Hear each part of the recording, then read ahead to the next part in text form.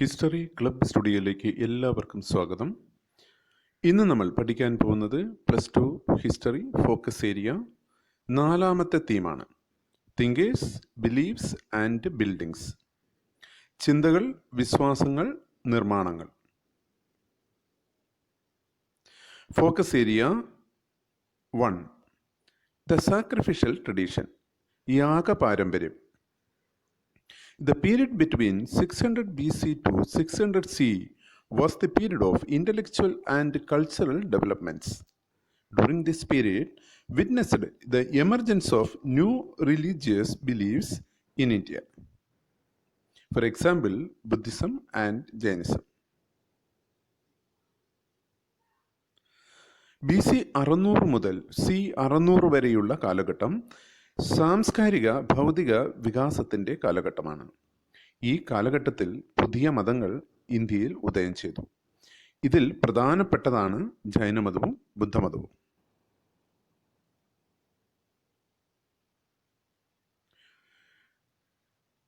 (600 BC regarded as a turning point in world history. During this period emerged a number of thinkers. Zarathustra in Iran, Kongzi in China, Socrates, Plato, Aristotle in Greece, Mahavira, Gautama Buddha in India. BC 600 ലോക ചരിത്രത്തിൽ വഴിത്തിരിവുണ്ടാക്കിയ കാലഘട്ടമാണ്. ഈ കാലത്ത് ലോകത്ത് പുതിയ ചിന്തകൾ ഉയർന്നു വന്നു. ഇറാനിലെ സരതുഷ്ട്ര, ചൈനയിലെ കൺഫ്യൂഷ്യസ്, ഗ്രീസിലെ സോക്രട്ടീസ്, പ്ലേറ്റോ, അരിസ്റ്റോട്ടിൽ, ഇന്ത്യയിൽ മഹാവീരൻ, ഗൗതമ ബുദ്ധൻ. They tried to understand mysteries of existence and relationship between the humans and cosmic order. അസ്തിത്വത്തിൻ്റെ നിഗൂഢത അറിയാനും പ്രപഞ്ചവും മനുഷ്യനും തമ്മിലുള്ള ബന്ധത്തെ കണ്ടെത്താനും അവർ ശ്രമിച്ചു. The Rigveda was compiled between 1500 BC to 1000 BC. The Rigveda is a collection of hymns. These hymns are in praise of variety of deities, especially Agni, Indra, and Soma. These hymns were chanted when the sacrifices were performed. People were prayed for cattle, sons, good health, long life, and other things. Rigveda രചിക്കപ്പെട്ടത് BC 1500നും 1000 BCക്കും ഇടയിലാണ്. പ്രാർത്ഥനാ സൂക്തങ്ങളുടെ സമാഹാരമാണ് ഋഗ്വേദം. അഗ്നി, ഇന്ദ്രൻ, സോമൻ എന്നീ ദേവന്മാരോടുള്ള പ്രാർത്ഥനാ സൂക്തങ്ങളാണിവ. യാഗങ്ങൾ നടത്തുമ്പോൾ ഈ മന്ത്രങ്ങൾ ഉരുവിടും. ജനങ്ങൾ പ്രാർത്ഥിച്ചിരുന്നത് വളർത്തുമൃഗങ്ങൾക്ക് വേണ്ടി, പുത്രന്മാർക്ക് വേണ്ടി, നല്ല ആരോഗ്യം എന്നിങ്ങനെയുള്ളവയ്ക്ക് വേണ്ടിയാണ് പ്രാർത്ഥിച്ചിട്ടുണ്ടായിരുന്നത്. Most important two sacrifices were Rajasuya and Ashwamedha. It was performed by chiefs and kings.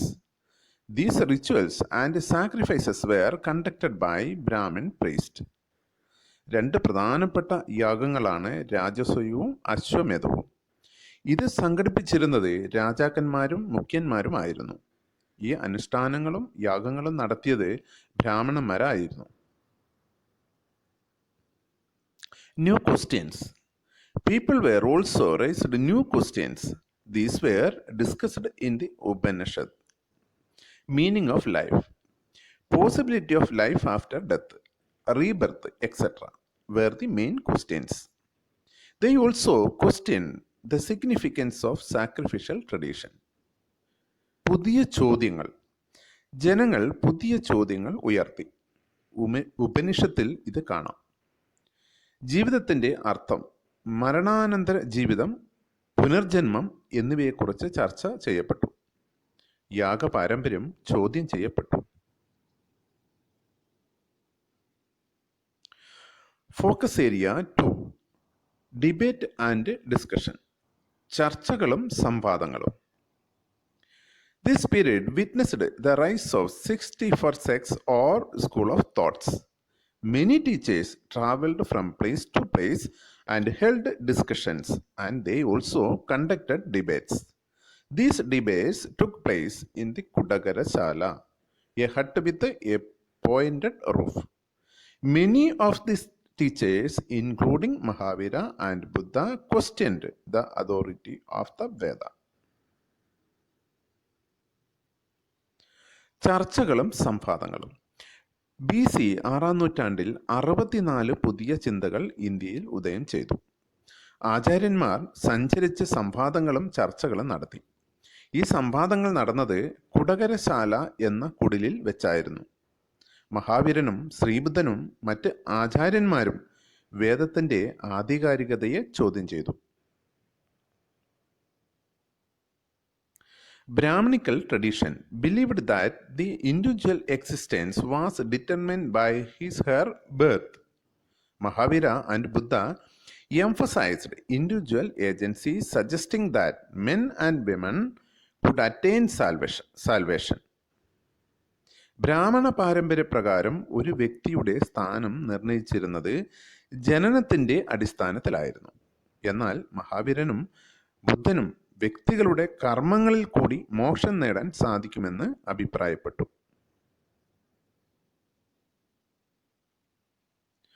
Focus area 3. The message of Mahavira. മഹാവീരന്റെ സന്ദേശം. The Jains believed that their most important teacher had 23 predecessors who were called Tirthankaras. Vardhamana Mahavira is considered 24th Tirthankara. മഹാവീരന്റെ സന്ദേശം. ജൈനമത വിശ്വാസികൾ അവർക്ക് 24 തീർത്ഥങ്കരന്മാരുണ്ടെന്ന് വിശ്വസിക്കുന്നു. 24ാമത്തെ തീർത്ഥങ്കരനാണ് വർദ്ധമാന മഹാവീരൻ. Teaching of Jainism. ജൈനമത തത്വങ്ങൾ. The entire world is animated. Stones, rocks, and water have life and soul. The central philosophy of Jainism is ahimsa. Non-violence, non-injury to living beings. Highest goal of human life is the attainment of nirvana or moksha. ലോകം മുഴുവൻ സചേതനമാണ്. കല്ലുകൾ, പാറകൾ, ജലം തുടങ്ങിയ എല്ലാ വസ്തുക്കൾക്കും ജീവനും ആത്മാവുമുണ്ടെന്ന് അവർ വിശ്വസിച്ചു. അഹിംസയാണ് കേന്ദ്ര ആശയം. ജീവനുള്ള വസ്തുക്കളെ ഉപദ്രവിക്കരുത്. മനുഷ്യ ജീവിതത്തിന്റെ ലക്ഷ്യം നിർവ്വാണം പ്രാപിക്കുക അല്ലെങ്കിൽ മോക്ഷം പ്രാപിക്കുക എന്നതാണ്. Nirvana is freedom from the cycle of birth and rebirth. Karma is the cause of birth and rebirth. Nirvana can be attained by making karma pure. It can be obtained through three ratnas: right knowledge, right faith, and right action. നിർവ്വാണം എന്നത് ജനന പുനർജന്മ ചക്രത്തിൽ നിന്ന് രക്ഷ നേടുക എന്നതാണ്. കർമ്മമാണ് ജനനത്തിനും പുനർജന്മത്തിനും കാരണം. കർമ്മം ശുദ്ധമാക്കി നിർവ്വാണം പ്രാപിക്കാൻ കഴിയും. ത്രിരത്നങ്ങൾ അനുഷ്ഠിക്കുന്നതിൽ കൂടി കർമ്മം ശുദ്ധമാക്കാൻ സാധിക്കും. ത്രിരത്നങ്ങൾ: ശരിയായ അറിവ്, ശരിയായ വിശ്വാസം, ശരിയായ പ്രവൃത്തി. Jaina monks and nuns took 5 vows: to abstain from killing, to abstain from stealing, to abstain from lying, to abstain from possessing property, to observe celibacy. ജൈന സന്യാസിമാരും സന്യാസിനികളും 5 പ്രതിജ്ഞകൾ എടുക്കണമായിരുന്നു. ഹിംസിക്കരുത്, മോഷ്ടിക്കരുത്, നുണ പറയരുത്, സ്വത്ത് സമ്പാദിക്കരുത്, ബ്രഹ്മചര്യം അനുഷ്ഠിക്കണം.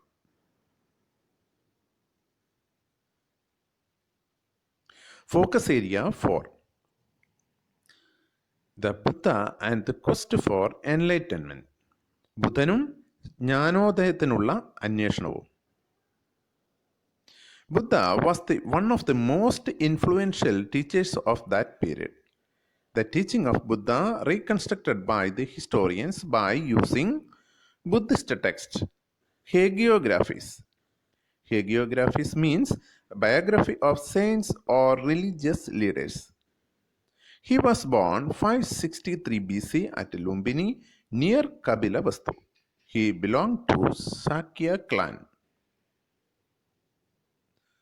ആ കാലഘട്ടത്തിൽ ജനങ്ങളെ സ്വാധീനിച്ച ആചാര്യന്മാരിൽ പ്രധാനിയായിരുന്നു ശ്രീബുദ്ധൻ. ബുദ്ധമതത്തെക്കുറിച്ച് പഠിക്കാൻ സഹായിക്കുന്ന സ്രോതസ്സുകളാണ്: 1. ബുദ്ധമത ഗ്രന്ഥങ്ങൾ. 2. ഹേഗിയോഗ്രാഫി. ഹേഗിയോഗ്രാഫി എന്നാൽ വിശുദ്ധരുടെ മതനേതാക്കന്മാരുടെ ജീവചരിത്രമാണ്. ശ്രീബുദ്ധൻ ജനിച്ചത് 563 BC-യിലാണ്. കപിലവസ്തുവിനടുത്തുള്ള ലുംബിനിയിലാണ് അദ്ദേഹം ജനിച്ചത്. ശാക്യ വംശത്തിലായിരുന്നു അദ്ദേഹം ജനിച്ചത്. For great size made great impact on his mind. An old man, sick man, a corpse, a homeless mendicant. 4 വലിയ കാഴ്ചകൾ. ശ്രീബുദ്ധൻ്റെ മനസ്സിനെ സ്വാധീനിച്ച 4 വലിയ കാഴ്ചകളായിരുന്നു: 1. വൃദ്ധൻ, 2. രോഗി, 3. മൃതശരീരം, 4. സന്യാസി. Siddhartha noted that the ascetic appeared in peace and calm. Soon he left the palace in search of the supreme truth. Finally, he attained enlightenment. After he came to known as Buddha or the Enlightened One. ശാന്തിയും സമാധാനവുമാണ് സന്യാസിയിൽ സിദ്ധാർത്ഥൻ ദർശിച്ചത്. ഉടനെ അദ്ദേഹം കൊട്ടാരം വിട്ടിറങ്ങി. പരമമായ സത്യത്തെ കണ്ടെത്തുക എന്നതായിരുന്നു ലക്ഷ്യം. അവസാനം അദ്ദേഹത്തിന് ബോധോദയം ലഭിച്ചു. അതിനുശേഷം ബുദ്ധൻ അഥവാ ബോധോദയം ലഭിച്ചയാൾ എന്നറിയപ്പെട്ടു.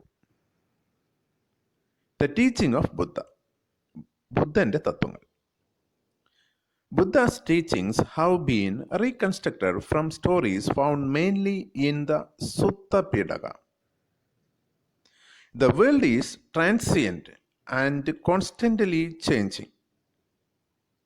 It is also soulless. There is nothing permanent or eternal in it. ബുദ്ധമത ഗ്രന്ഥമായ സുത്തപീഠകത്തിലെ കഥകളിൽ നിന്നാണ് ബുദ്ധന്റെ തത്വങ്ങൾ മനസ്സിലാക്കുന്നത്. ലോകം അനിത്യവും അനാത്മവുമാണ്. അത് നിരന്തരം മാറിക്കൊണ്ടിരിക്കുന്നു. ആത്മാവില്ലാത്തതാണ്. സ്ഥിരമോ ശാശ്വതമോ ആയ ഒന്നുമില്ല.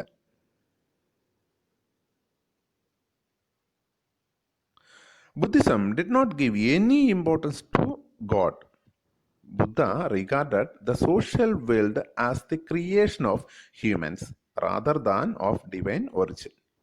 Buddha emphasized individual agency and righteous action as the means to escape from the cycle of rebirth to attain self-realization and nibbana. His last words to his followers were, "Be lambs unto yourselves, as all of you must work out your own liberation." ബുദ്ധമതം ദൈവത്തിന് പ്രാധാന്യം നൽകിയില്ല. അദ്ദേഹത്തിൻ്റെ കാഴ്ചപ്പാടിൽ ഈ സാമൂഹ്യ ലോകം സൃഷ്ടിച്ചത് മനുഷ്യനാണ്, ദൈവമല്ല. ബുദ്ധൻ ഊന്നൽ നൽകിയത് വ്യക്തികളുടെ ശരിയായ പ്രവൃത്തിക്കാണ്.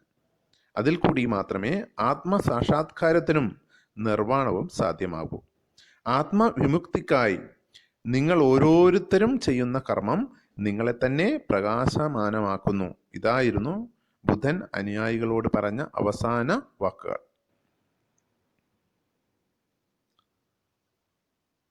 Buddhist text. ബുദ്ധമത ഗ്രന്ഥങ്ങൾ. ത്രിപീഠകാസ്. 1. വിനയപീഠക, 2. സുത്തപീഠക, 3. Abhidhamma പീഠക.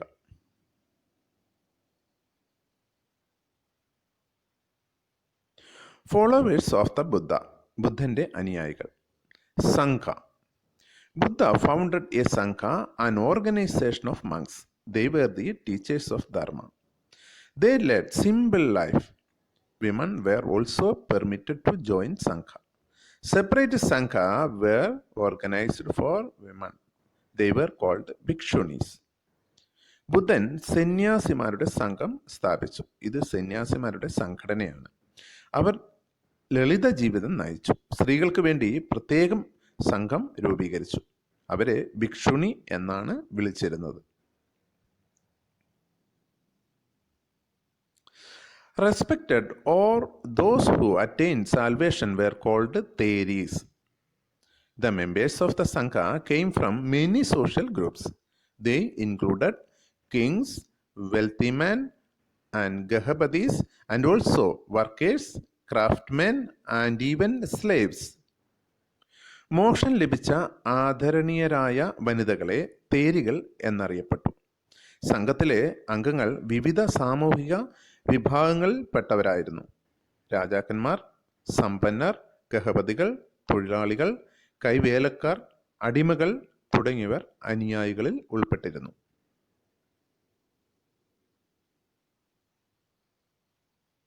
Chaityas. People believed certain places as sacred. They constructed small shrines there. These were called chaityas. Were derived from chida, means funeral mound. Many chaityas associated with the Buddha's life. ചില സ്ഥലങ്ങളെ ജനങ്ങൾ വിശുദ്ധ സ്ഥലങ്ങളായി കരുതുന്നു. ബുദ്ധന്റെ ജീവിതവുമായി ബന്ധപ്പെട്ട സ്ഥലങ്ങളിൽ ആരാധനാലയങ്ങൾ സ്ഥാപിച്ചു. ഇതിനെ ചൈത്യങ്ങൾ എന്നറിയപ്പെടുന്നു.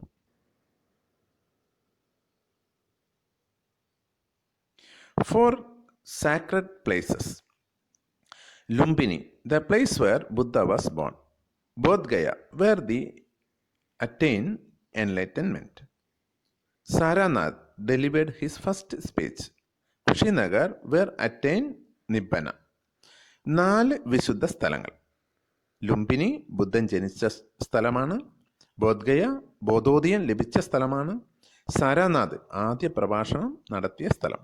കുശിനഗരം നിർവാണം പ്രാപിച്ച സ്ഥലം.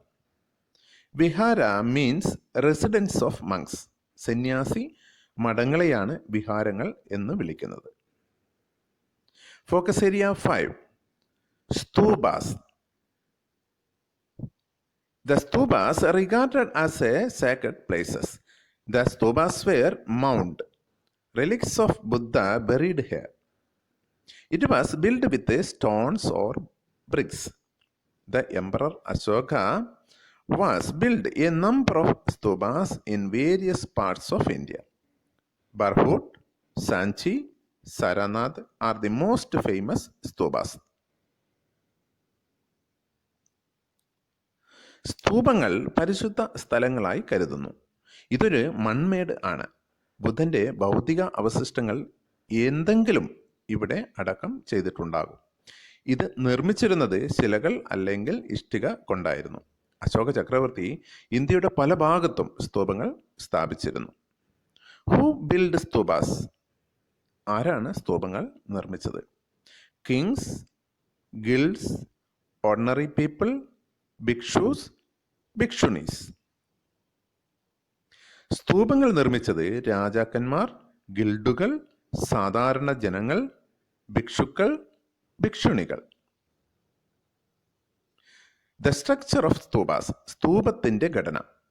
Stupa is a Sanskrit word. It means a heap or mount.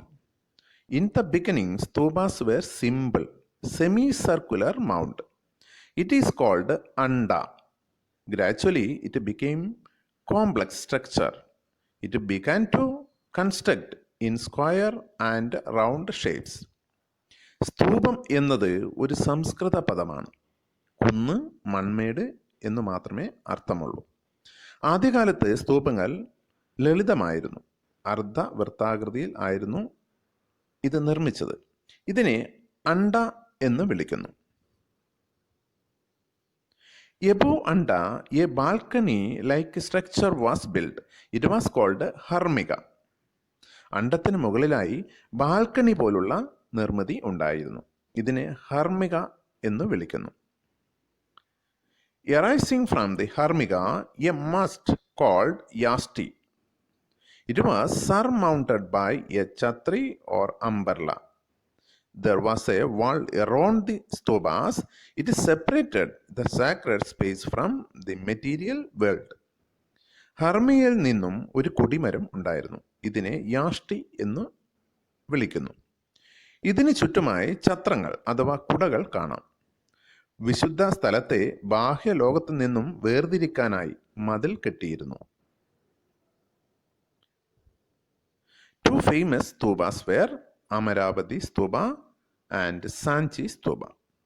പ്രശസ്തമായ രണ്ട് സ്തൂപങ്ങളാണ് അമരാവതി സ്തൂപവും Sanchi സ്തൂപവും.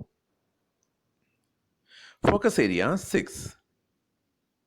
The development of Mahayana Buddhism.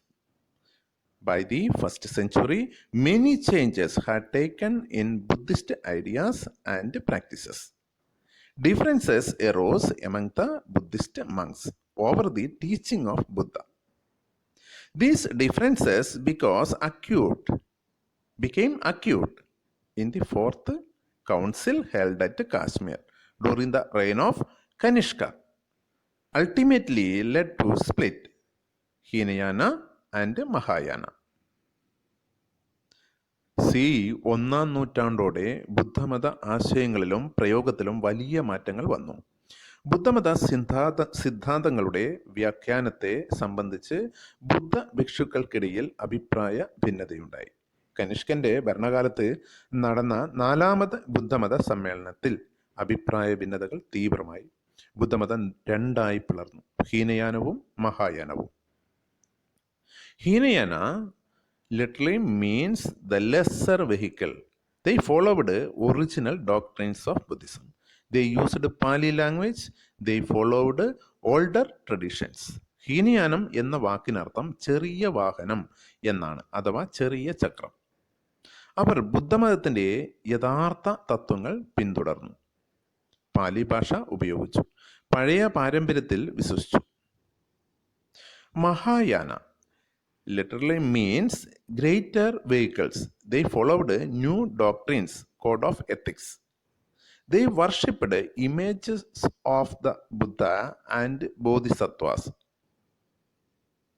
They found Buddha as a savior, worshipped as God. They used Sanskrit language to preach the teaching of Buddhism. ഹീനയാനം എന്നാൽ വലിയ ചക്രം എന്നാണ് അർത്ഥം.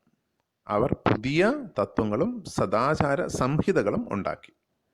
ബോധിസത്വന്മാരുടേതും ബുദ്ധൻ്റെയും വിഗ്രഹം ആരാധിക്കാൻ തുടങ്ങി.